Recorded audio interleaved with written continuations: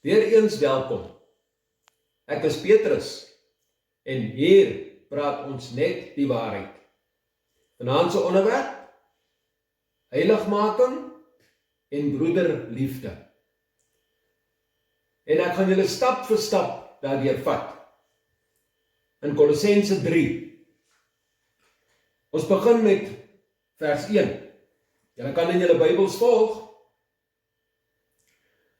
As julle dan saam met Christus opgewek is, soek die dinge wat daarbo, waar Christus is en aan die regterhand van God sit. Bedink die dinge wat daarbo is, nie wat op die aarde is nie, want julle het gesterwe en julle lewe is saam met Christus verborge in God. Wanneer Christus, wat ons lewe is, geopenbaar word, dan sal julle ook saam met hom in heerlikheid geopenbaar word.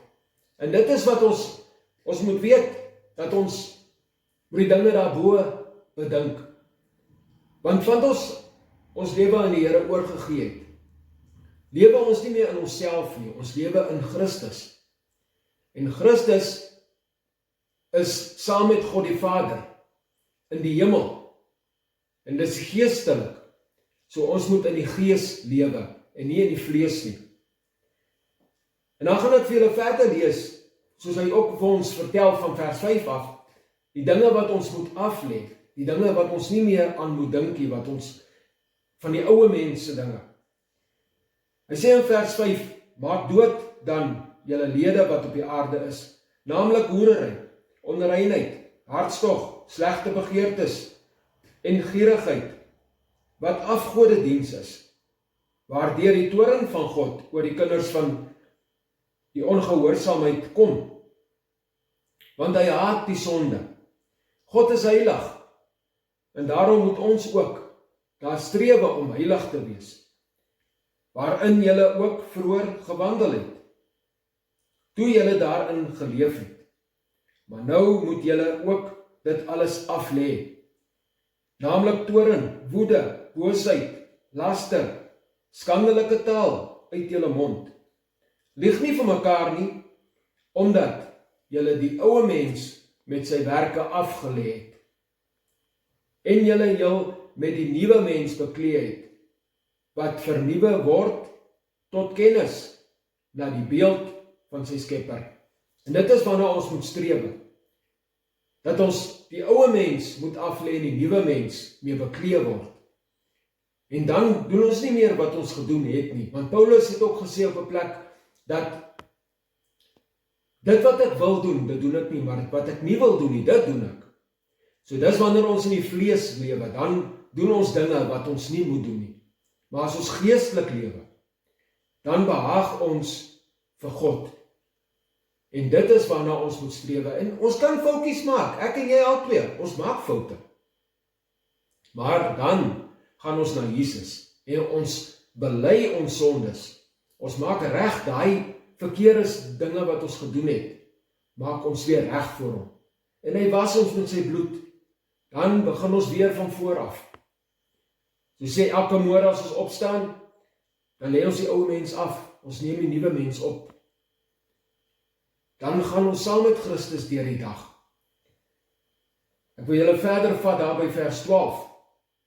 Beklee julle dan as uitverkorenes van God, heiliges, geliefdes, met innerlike ontferming, goedertierenheid, nederigheid, sagmoedigheid, lankmoedigheid, verdra mekaar en vergewe mekaar, as die een teen die ander iets 'n klag het, soos Christus julle vergeef het, so moet julle ook doen. Dan wil ek vir julle lees in Matteus, waar Jesus self gesê het. Matteus 6 vers 14 en 15.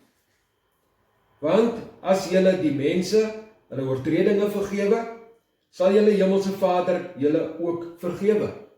Maar as julle die mense hulle oortredinge nie vergewe nie, sal julle Vader julle oortredinge ook nie vergewe nie. Dit is wat belangrik is.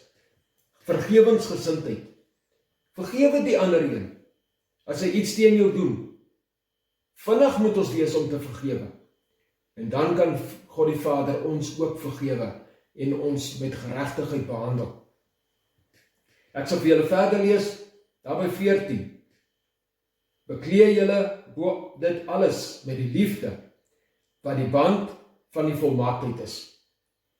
En laat die vrede van God, waartoe julle ook in een liggaam geroep is, in julle harte heers.